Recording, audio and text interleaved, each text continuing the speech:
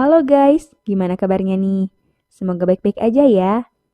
Oke, di video kali ini saya akan menceritakan sebuah alur film berjudul Johnny English Reborn yang dirilis tahun 2011.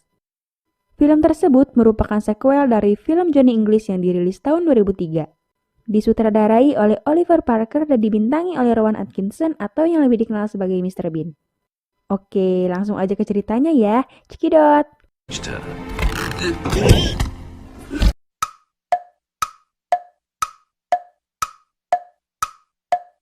Film dimulai saat dua orang sedang membuka berkas tentang Johnny English. Agen MI7 itu sudah dipensiunkan karena gagalnya misi di Mozambik. Namun, mereka berdua ingin English melakukan sebuah misi. Scene berlanjut ke Tibet, tempat di mana English mengasingkan diri setelah gagalnya misi di Mozambik. Di sana, ia berlatih di perguruan Shaolin.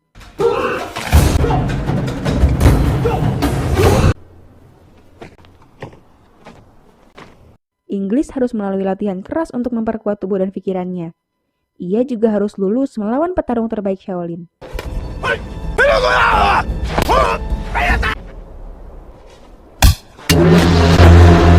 Saat itu, English diberitahu gurunya kalau MI7 ingin ia kembali ke London. Am I ready? No. Scene berlanjut ke kantor MI7 di London. Ia bertemu dengan ketua MI7 yang bernama Pamela Thornton atau lebih dikenal sebagai Pegasus. Ia juga bertemu dengan seorang psikolog, Cat Sumner. Pegasus bilang kalau mantan agen bernama Titus Fisher punya informasi tentang rencana pembunuhan Perdana Menteri Cina di pertemuan Inggris dan Cina nanti. Lalu Inggris diminta untuk menggali informasi darinya di Hong Kong. Inggris lalu bertemu Simon, teman baik sekaligus idolanya. Mereka berdua lalu bertemu Pat di tempat penyimpanan senjata. Orang itu kehilangan beberapa bagian tubuh dan duduk di kursi roda yang sudah dimodif. Pat menunjukkan mobil yang akan dipakai Inggris. Mobil itu hanya bisa diaktifkan oleh suara Inggris saja. Di sana juga ada Tucker, si agent junior. Ia akan menemani Inggris pergi ke Hong Kong. Scene berlanjut saat mereka tiba di Hong Kong. Mereka masuk ke kasino dan mencari pria Cina berkacamata.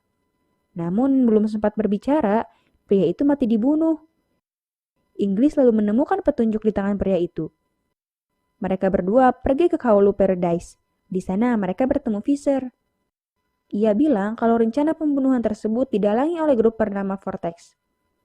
Fisher bilang kalau kalungnya adalah salah satu dari 3 kunci untuk akses masuk ke senjata rahasia mereka. Vortex akan tamat tanpa kalung itu. Ia mengaku sebagai salah satu dari 3 anggota Vortex. Lalu Fisher juga bilang kalau Vortex dalam gagal misinya di Mozambik. Lalu seseorang menembak Fisher sampai mati. Inggris lalu bertemu nenek dengan penyedot debu. Ia membantunya pergi karena khawatir akan keselamatannya. Tapi ia melihat peluru di penyedot debunya. Inggris lalu melihat ada yang mengambil kalung Fisher. Ia mengejarnya ke atap. Si pencuri itu lari dan dengan hebatnya melewati halangan. Inggris tahu ia tak bisa melakukannya. Ia lalu teringat perkataan gurunya. But with age comes wisdom.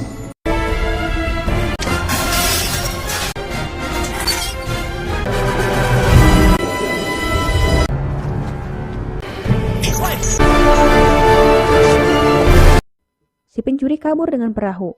Inggris dan Tucker lalu menaiki kapal untuk mengejarnya. Inggris juga mengeluarkan kamera dan menembak perahu karet si pencuri.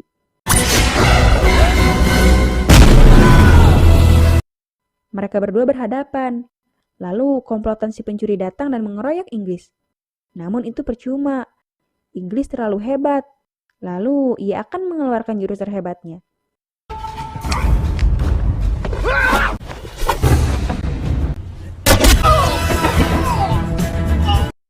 Kini Inggris berhasil mengambil kalung Fisher dan misinya selesai. Scene berlanjut saat perjalanan pulang di pesawat. Seorang pramugara bernama Susan menawarkan diri untuk menaruh koper Inggris di atas. Tucker curiga karena pria itu namanya Susan. Namun Inggris tak mempermasalahkannya. Singkat cerita, pertemuan dengan Menteri Luar Negeri dilakukan di rumah Pegasus. Inggris bilang kalau rencana pembunuhan tersebut didalangi oleh Vortex. Ia lalu membuka kopernya. Namun ia terkejut, kuncinya hilang. Ia lalu teringat dengan pria bernama Susan.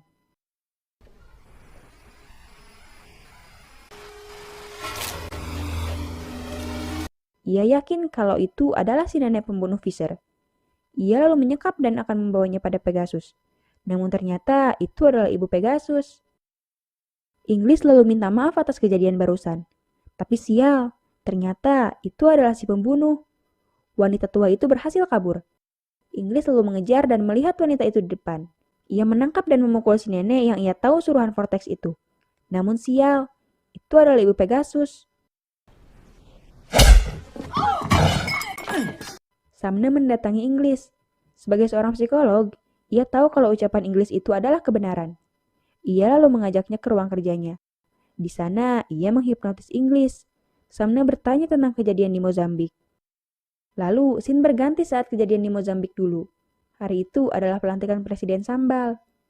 Inggris menjadi kepala keamanannya. Lalu, seorang wanita memanggilnya. Ia membuka baju dan mengajak Inggris berendam bersama. Saat itu, seorang ajudan membunuh presiden. Lalu, Sumner ingin Inggris mengingat kejadian sebelum berendam. Inggris melihat 3 orang yang pastinya anggota Vortex. Itu adalah Visser dan salah satunya adalah Artem Karlenko. Pegasus ingin Inggris menangkap Artem hidup-hidup. Tucker lalu membuat Inggris melawan Artem dalam kompetisi golf. Mereka bertemu dan mulai bermain. Saat itu, Inggris menyinggung nama Visser. Artem meminta Inggris untuk tidak ikut campur. Artem akan membunuh Inggris. Namun belum sempat menembak, Artem lebih dulu ditembak oleh si nenek. Inggris dan Tucker akan membawanya ke rumah sakit. Saat di jalan, Artem menyerahkan kunci kedua Vortex pada Inggris. Ia juga bilang kalau anggota ketiga Vortex adalah anggota MI7. Scene berlanjut ke rumah makan. Inggris menunjukkan Simon sebuah kunci. Ia bilang kalau ada pengkhianat di MI7. Simon lalu bersiap menembak Inggris karena ia pikir sudah ketahuan. Namun ternyata Inggris tidak mencurigai Simon sama sekali. Lalu saat di toilet, Tucker bilang kalau Simon Ambrose lah anggota ketiga Vortex. Lalu Simon muncul. Tucker menodongkan pistol padanya. Ia juga punya bukti kalau Simon terlibat setelah meretas komputer Artem. Namun Inggris tak percaya. Ia malah menyuruh Tucker pergi. Saat itu, Simon bilang kalau Patch lah anggota ketiga Vortex. Ia juga menghasut Inggris untuk melakukan sesuatu. Ia juga meminta Inggris untuk menyerahkan kunci tersebut sebagai bukti menangkap Patch. Kini, Vortex berhasil mengumpulkan 3 kunci tersebut. Simon lalu menelpon Pegasus dan bilang kalau Inggris lah orang ketiga Vortex. Scene berganti ke gereja. Di sana, Inggris menemui Patch. Ia tahu kalau pria itulah anggota ketiga Vortex. Namun, Patch bilang kalau Inggris sendirilah orang ketiga itu. Ternyata Inggris sedang diawasi. Gara-gara Simon, ia harus menjadi tersangkanya. Para agen menembaki Inggris. Karena terluka, ia kemudian mengambil kursi roda Patch dan pergi.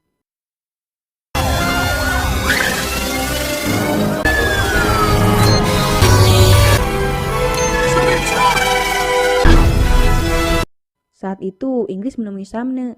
Ia tahu kalau wanita itu adalah satu-satunya orang yang akan percaya padanya. Lalu, Sumner menunjukkan sebuah video saat di Mozambik.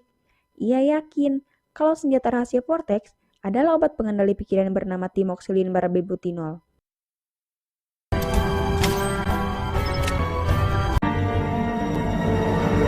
Lalu Simon datang. Ia akan mengantar Sumner ke bandara. Lalu, sebelum mereka pergi, Inggris tiba-tiba teringat.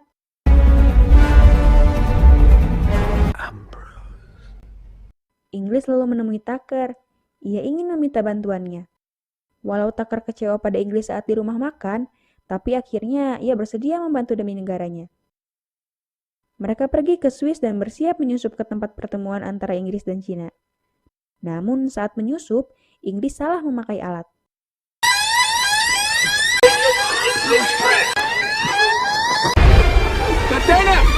Tak ada pilihan lain, Inggris berpura-pura mati dan Tucker harus membawanya ke dalam. That's a Vortex scum!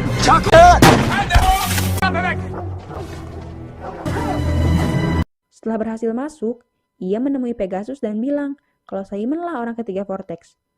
Ia lalu mengambil gelas di meja dan meminumnya.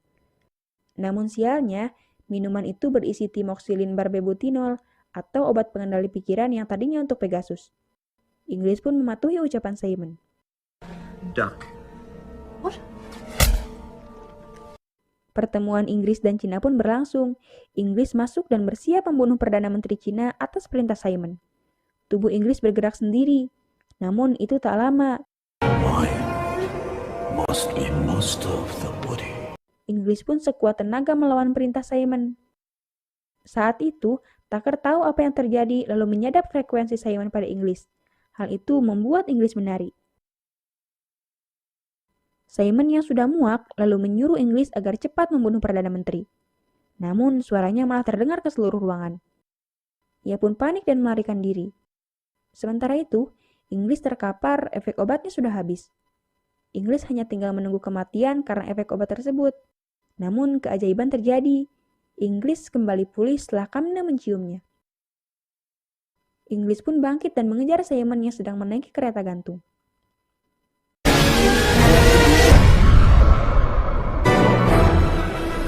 Inggris berhasil naik ke sana. Mereka berdua bertarung dan dimenangkan oleh Inggris. Namun, Johnny tak fokus. Ia terjatuh dan langsung ditembaki Simon. Inggris lalu mengambil senjata berbentuk payung dan menembaknya pada Simon.